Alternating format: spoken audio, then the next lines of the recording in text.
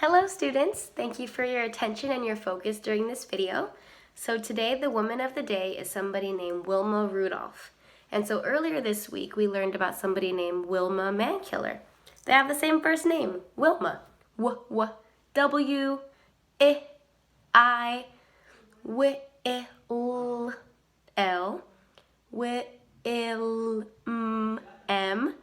And what's the last letter in Wilma? A. Wilma. And so today it's Wilma Rudolph. And this book is called Wilma Unlimited. How Wilma Rudolph became the world's fastest woman. Wow, look. You can see on the cover that she's running.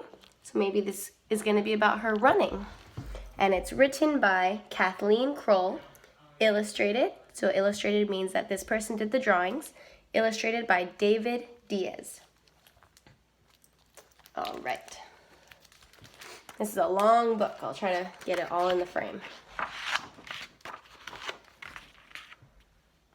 Long like this way. Wilma Unlimited.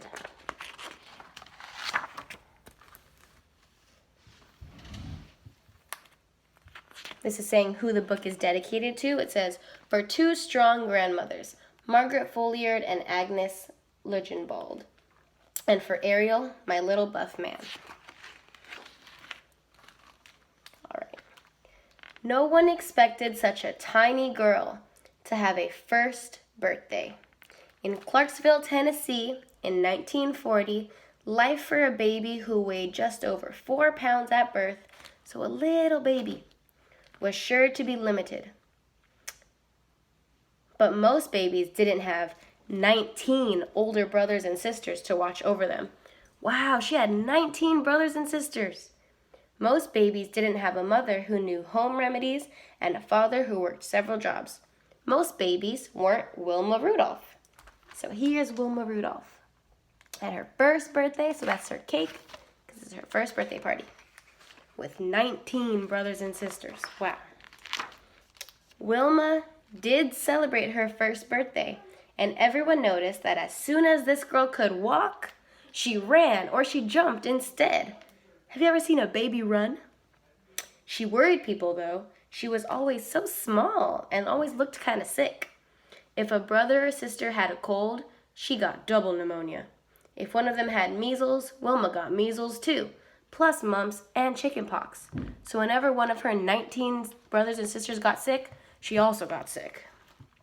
Her mother always nursed her at home.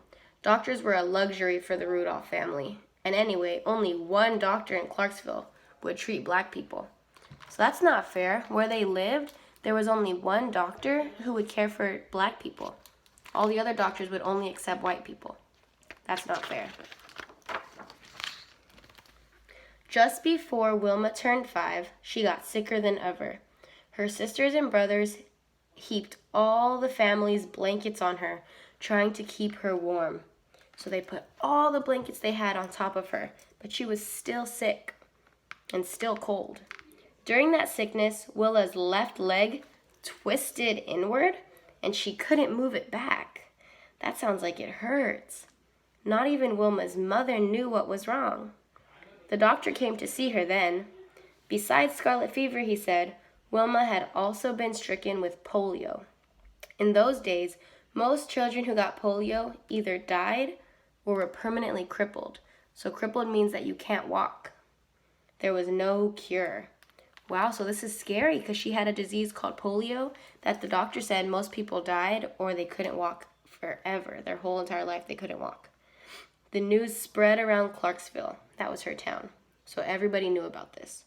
Wilma, that lively girl, would never walk again. Wow.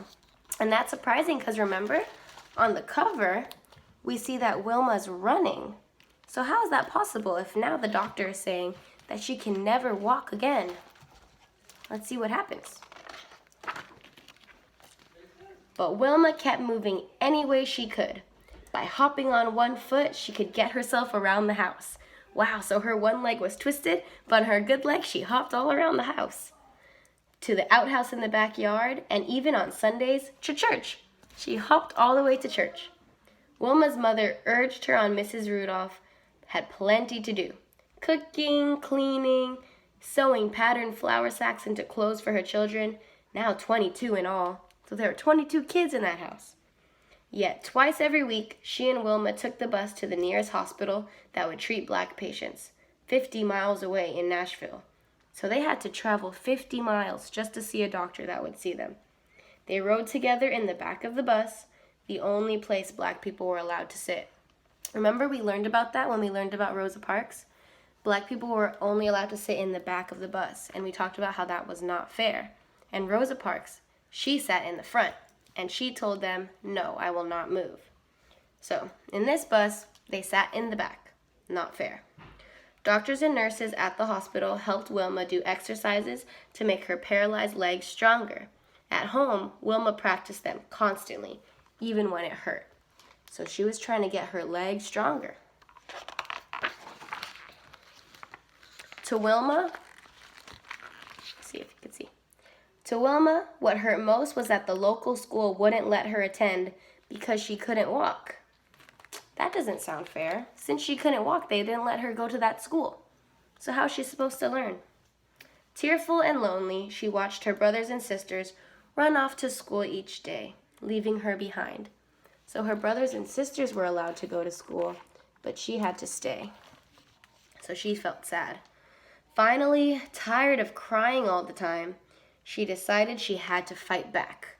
Somehow. How do you think she's going to fight back? Let's see. Wilma worked so hard at her exercises that the doctors decided she was ready for a heavy steel brace. So they were going to put a heavy steel metal on her leg. With the brace supporting her leg, she didn't have to hop anymore. School was possible at last. Wow, so the doctor gave her something that she could put on her leg so that she could walk, and that meant she could go to the school. But school wasn't the happy place she imagined. Her classmates made fun of her brace. During playground games, she could only sit on the sides, twitchy with impatience. She studied the other kids for hours, memorizing moves, watching the ball zoom through the rim of the bushel basket they used as a hoop. Wilma fought the sadness by doing more leg exercises.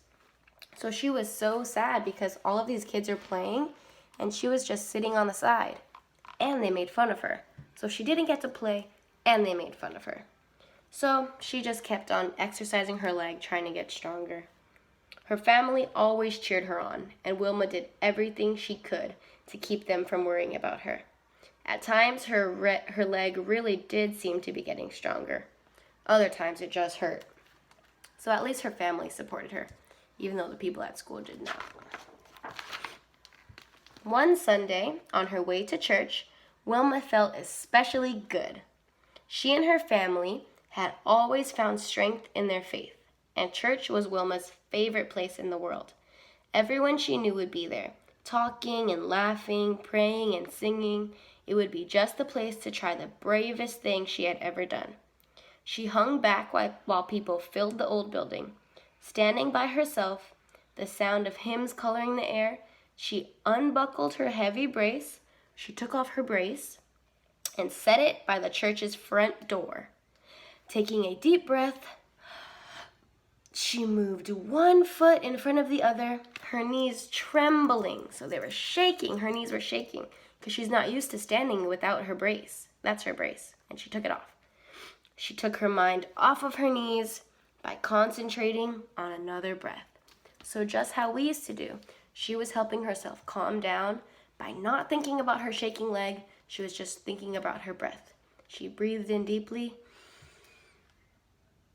and then another. So she would keep taking breaths so that she wasn't thinking about her leg. And let's see what she did next. Wow, so this is a picture of her without her brace, and I think she's in church. You can see her walking down the middle of the aisle.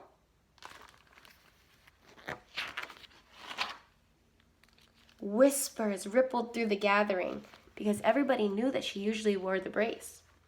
Wilma Rudolph was walking. Row by row, heads turned as she walked alone down the aisle. Her large family All her family's friends, everyone from school, everybody stared at her with wide eyes. They were shocked. The singing never stopped. It seemed to burst right through the walls and into the trees. Finally, Wilma reached a seat in the front and began singing too, her smile triumphant. Triumphant is like proud. She was happy because she walked all the way from the back of the church to the front, and then she sat down. And that seems like a simple thing. It seems easy for you and me to just walk down and sit down, but to her that was huge because her leg was all messed up. Wilma practiced walking as often as she could after that, and when she was 12 years old, she was able to take off her brace for good, so she didn't have to wear the brace at all anymore. She and her mother realized she could get along without it, so one memorable day, they wrapped the brace in a box and sent it back to the hospital. She said, "I don't need this brace anymore," so they put it in a box and sent it back to the doctor. As soon as Wilma sent that box away, she knew her life was beginning all over again. This is them putting it in the box. So now her leg was so strong that she didn't need a brace. She could walk without it, just like us. After years of sitting on the side, Wilma couldn't wait to throw herself into the basketball game she most liked to watch. She was skinny, but no longer tiny. Her long legs would propel her across the court and through the air, and she knew all the rules and all the moves. Because remember before, she would just watch. So since she had watched, now she knew how to play. In high school, she led her basketball team to one victory after another. So she played on the basketball team, and they won. Eventually, she took the team all the way to the Tennessee State Championships. There, to everyone's astonishment, her team lost. Well, we all lose sometimes. Wilma had become accustomed to winning. She didn't know how it felt to lose. She was so used to winning. Now she slumped on the bench, all the liveliness knocked out of her. So how did she feel about losing? If you're sitting like this, how do you think she was feeling? Probably sad about losing. But at the game that day was a college coach. He admired Wilma's basketball playing, but was especially impressed by the way she ran. Wow, so even though they lost, there was a coach from a college who was watching. Oh, and like I'm wearing this college sweater. This says Stanford. This is a college. So there was a coach from a college sitting there, and they saw her, and they noticed how fast she was running. He wanted her for his track and field team. So he wanted her to be able to run on their college team because she was so fast. With his help, Wilma won a full athletic scholarship to Tennessee State University.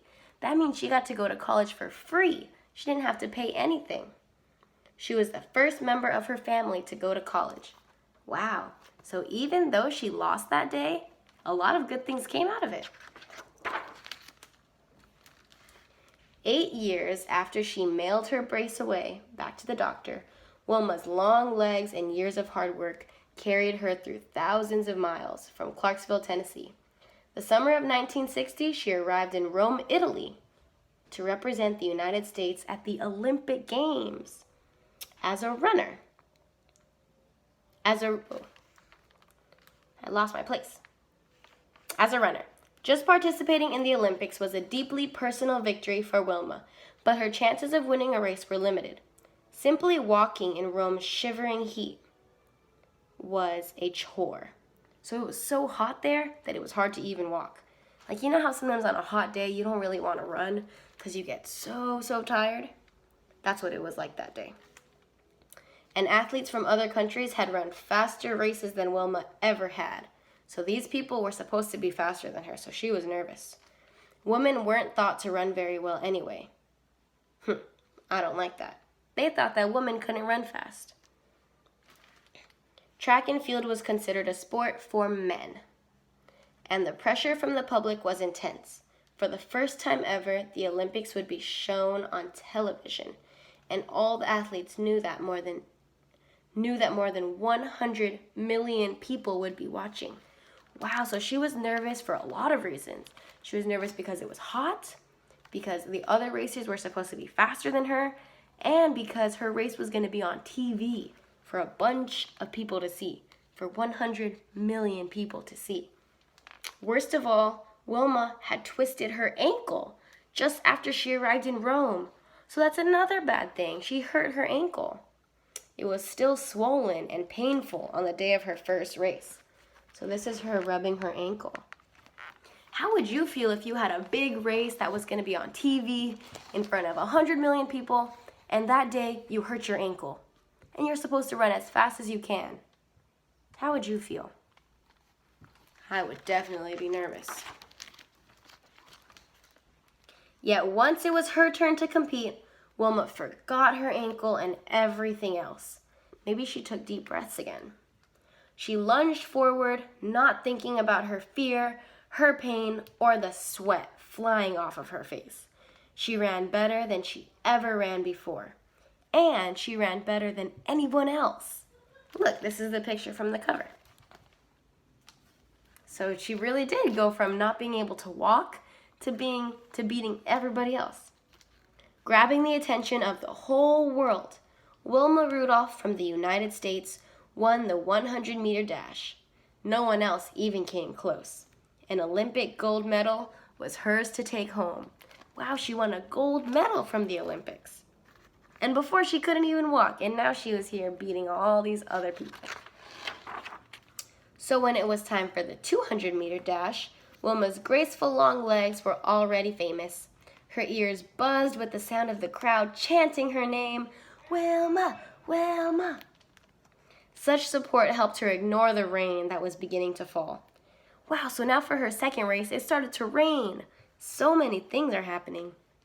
At the crack of the starting gun, she surged into the humid air like a tornado. When she crossed the finish line, she'd done it again. She finished far ahead of everyone else. She had earned her second gold medal that day. Wet and breathless, Wilma was exhilarated by the double triumph. The crowd went wild. Wow, so she won the gold medal for the 100-meter dash, and now she won a gold medal for the 200-meter dash. That's already two. And then the 400-meter relay was yet to come. Wilma's team faced the toughest competition of all. And as the fourth and final runner on her team, it was Wilma who had to cross the finish line. So this last race, it's a 400-meter relay. So in a relay, there's other people that run with you. So somebody on Wilma's team ran first, and then passed the little stick over to another person that ran, then another person ran, and then Wilma was the last person. They're competing against other teams. You see, this is them passing on the stick or the baton. So once you pass, you give it to your teammate. Let's see if Wilma wins this one too. Wilma's teammates ran well, passed the baton smoothly, and kept the team in first place. Wilma readied herself for the dash to the finish line as her third teammate ran toward her. She was last. So the third teammate was going to give it to her, the fourth runner. She reached back for the baton and almost dropped it. Ooh, if you drop it, then you can't win. You're disqualified. As she tried to recover from the fumble, two other runners sped past her. So now they're not in first place anymore. Wilma and her team were suddenly in third place. Ever since the day she had walked down the aisle at that church, remember when she was so proud to walk all the way to the front? Wilma knew the power of concentration. Now, legs pumping, she put her mind to work. Remember in the church, her legs were shaking, but was she focusing on her legs? She was focusing on her breath. She took a deep breath. So I think she's doing that same thing here. So in a final, electrifying burst of speed, the thundering cheers matched the thundering of her own heart. She made history. She won for a third time. Wow, she won another gold medal. So even though she was in third place, she sped past them and she got to first place. That's amazing. At her third ceremony that week, as the band played the Star-Spangled Banner, Wilma stood tall and still, like a queen. the last of her 3 Olympic gold medals hanging around her neck. Wilma Rudolph, once known as the sickliest child in Clarksville. Remember at the beginning? She was a tiny little baby who was always sick, had become the fastest woman in the world. Because at the Olympics, it's all of the fastest people. And at the Olympics, she won. She beat all of the fastest people. And remember, she was nervous because the other racers were supposed to be faster than her? She ended up beating them. Wow. Great job, Wilma Rudolph. And that is the end of this story. Wilma Rudolph, the fastest woman in the world. And so now we get to write a biography, or writing about somebody else, about Wilma Rudolph. So you get your paper, divide it into all of the parts so that you can have enough space to write about her. And the first thing you do when you get a paper, you write your name. You write the title of this work, which is biography. You can write the date, and then you can draw a picture of her. I tried to draw a gold medal. I know it's not very good. Don't laugh at my work, but I tried. And the person's name is Wilma Rudolph. She was famous for, she became the fastest woman in the world. And my 4 facts about her, I wrote she had 19 brothers and sisters. I wrote that one because that's pretty crazy. I only have 3 sisters, and that feels like a lot. She had 19. Fact number 2, she could not walk. I wrote that down because I thought that was crazy, how she went from not being able to walk at all to being the fastest woman in the world. That's really cool. Fact 3, people made fun of her. Remember at school when she had to wear the brace, people would make fun of her and not let her play? And she really showed them. She got to the Olympics and she won.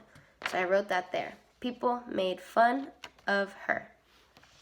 And the final fact I wrote is that she won 3 gold medals at the Olympics, because that's pretty cool. And this is my biography. You can see a scan of it in the description of this video so that you can copy it. Or you can think of your own facts, 4 things you remember from the story that you think are important. And I can see what you wrote when you submit it to Class Dojo. And I look forward to seeing that. I hope I see you guys soon. I don't know when we can go back to school, but I really miss you guys, and I appreciate that you're doing all of this from home, watching this video, and working really hard. I'm very proud of you, and thank you. Goodbye.